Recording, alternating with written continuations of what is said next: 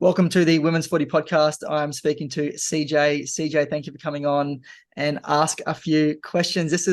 I suppose this is a bit of a behind the scenes Q&A, but CJ. Very briefly, but you were talking about hydration after a game, but before a game, which I find one of the hardest things to do, especially in Darwin, is hydrating before a game and how long you should be hydrating, how you should be hydrating, whether you drink hydrolytes or you just stick with plain old water. But how much should you be hydrating before a game? Yeah, so it's really difficult to try and hydrate the day of if you haven't been hydrating. So if you're dehydrated, you're already starting behind the eight ball and good luck. It's not going to be a fun game. So Yeah, hydrating is really something that needs to be chronic. You need to be chronically hydrated. So what I would suggest is that all week I would be checking on your urine when you go to the toilet that it's clear as much as possible. As soon as it starts to go yellow, get that water in straight away. So yeah, yes, drinking water is going to be key. And I like to start my day with 500 mils to a liter of water. A liter is probably too much, but generally 500 mils is good. For some people, that might even be too much because your body becomes conditioned to it. So my body's conditioned now for half a liter of water. But if you think about it, you've been sleeping for the last 8 or so hours. And so you haven't been drinking. And so you're starting your day dehydrated. So the first thing that I do, and the first thing that I suggest everyone does, even if you don't play football, just any person, is to have a drink of water when you first wake up, at least 1 cup, 250 mil. If you can do 500, great. If you can do more than that, even better. But when you start out, I would suggest doing for a week, every morning 1 cup. The second week, every morning 2 cups. And then if you want to keep going, you can, you don't have to. But if you try and start drinking 500 mils or a liter, especially of water when you first wake up, you'll be going to the toilet for the next 3 hours nonstop. So you need to kind of slowly build up. So that's the first thing, is to start your morning every day with at least 1 glass of water. Then from there, continue to drink throughout the day. And to help stay hydrated, get hydrated and stay hydrated, I would suggest eating water-rich foods. So things like anything that's green, really, but particularly like lettuce is going to be key. If you're going to have fruits like watermelon are going to be great because they've got such high water content. If you're having salads, I've already mentioned the lettuce, but have cucumber in there. Cucumber is really high in water. So plenty of salad typically is going to be really good with getting your water intake yeah, up and maintaining a sufficient level of hydration. Because what happens in your body when you're dehydrated, your cells actually shrink and they shrivel. And so they start to look like a sultana. When they're hydrated, they become big and plump. And so that's what you want your cells to look like, because that means that they're hydrated.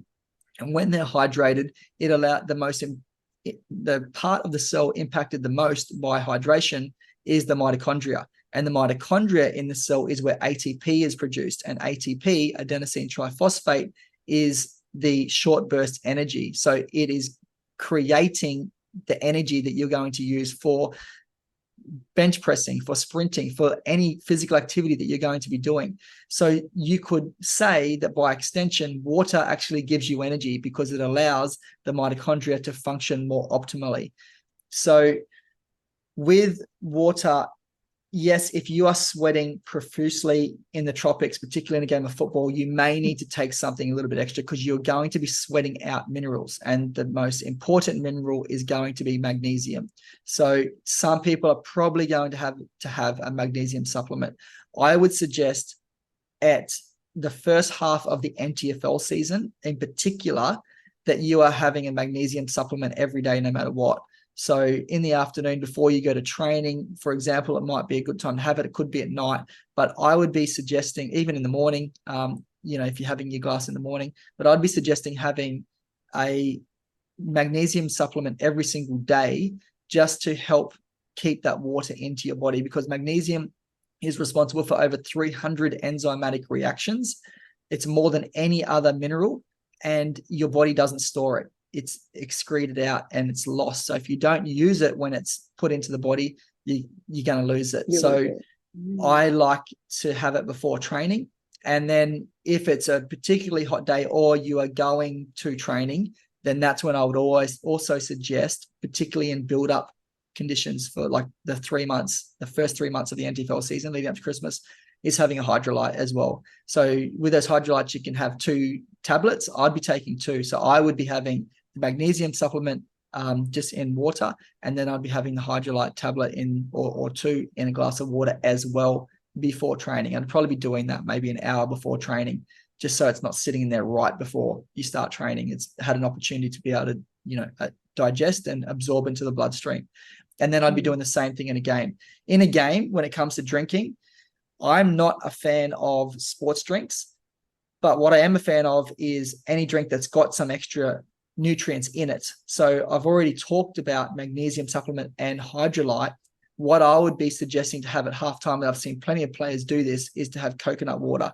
So if you can handle the taste, some people don't like it, but if you can handle the taste, that's what I'd be drinking at halftime in a game.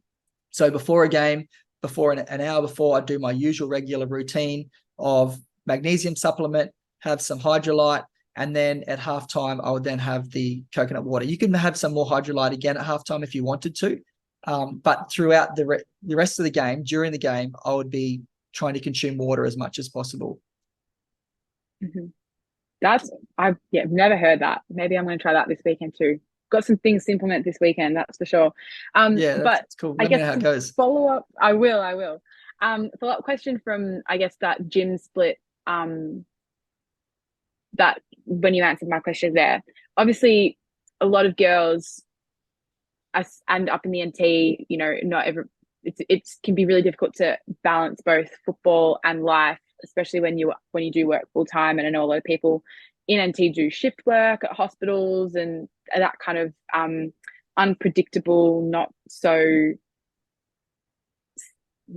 is not the right word, but not so predictable work and shifts. How would you, do you have any advice on how to be trying to hit those in week milestones for game prep for those types of people that might just be having really up and down work schedules? Yeah. So again, like I said, I would focus on strength being the priority. And so if you're going to a gym, it's going to be air conditioned. So it doesn't matter what time of day that you're going there. It doesn't matter if it's like middle of the day and it's super hot. If they are, for example, working in the hospital, they're a nurse or a doctor, they're some kind of health worker like that, and they've got different hours, then I would try to keep it the same as every day, the 9 to 5 as possible. So it has to be what works for you, but I would suggest going straight after shift. It might be difficult. I don't do shift work, so it's hard for me to say, just go and finish at 4 a.m. after an 8-hour shift and then go to the gym. But if you could, that would be the best time to do it. And then, have your dinner and then go to sleep after that. Yeah. So anyone that's working shift work, I would try to back onto the end of my shift a gym session. Then in terms of the conditioning, if it was, middle of the day or not an ideal time of day, then I would look at doing stuff in the gym on a treadmill. It's not going to be as ideal as doing it out on a track or on the grass, but at least you're doing something. As I said, though, I would be focusing and prioritizing the strength stuff. So if not possible to do the conditioning stuff, then just leave it and do it in club training when you can make it to that. But I would be suggesting to try and do some running on a treadmill and just lift the treadmill incline up to 1 or 2%, which is going to better resemble running on the road, for example, or running on the ground, grass, whatever, pavement, because the ground doesn't normally move beneath you like it does on a treadmill. So the treadmill is doing some of the work for you. So you do need to increase the incline by 1 or 2%, so that you are having to push off slightly and not just lift your foot up. The belt moves underneath and you just put it back down again.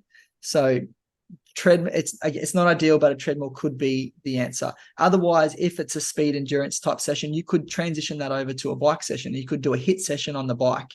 That's going to, again, it's not specific to playing football, but it's still going to be beneficial because you're going to get benefits physiologically in the body from that hit session on the bike. And it's also going to be primarily legs. So I wouldn't do it after the Wednesday, but it's going to strengthen up your legs, which is going to be really key for football in terms of all the running that you're going to be doing, the getting down, the getting up, the jumping, and so on. in terms of the speed, the agility, I would then just try to get that into the club training if that's not possible to be able to do that. And then, of course, the pool should be fine to be able to do it any time of the day because it's the pool. But does that kind of answer your question for how you would change it for a youth worker, for a shift worker? Yeah, like shift worker. Yeah, absolutely. And yeah, I think it would just be really depending on what works for you. But yeah, it was more just if they could focus on one thing, what would that be? And if you answer that question being strength. So yeah, I think they're the main questions I had for you. Yeah. So if it's one thing, it's strength. And if it's one thing of strength, it's the Wednesday lower body compound lift day. So that would be that's where I'd start from. Focus with that and then go from there. But in terms of playing footy, you need to get that touch. You just walk around. I've interviewed a few people on this podcast, and a couple of very handy NTFL coaches have said, Shannon Miller, your old coach, has been one of them. Heidi Thompson's been another at Waratah and at Pints as well. Ricky Nolan has also been another who said this, is to just grab a footy and walk around the footy and hand pass it to yourself and bounce it. The more you can bounce the football and get a feel for it both hands and hand pass it to yourself both hands, the better you'll feel for the football and the better that you'll be at football. So at the end of the day, we can talk about all this fitness stuff, but you're playing football, and so you still need to improve your skills in footy. So that's important. And then second most important thing is the fitness, and that's where I would start, is the lower body compound lift strength day on the Wednesday. Yeah, beautiful. Thank you so much. CJ, thank you so much for your time and asking these questions. Good luck with No your worries. footy. Thank you. Bye.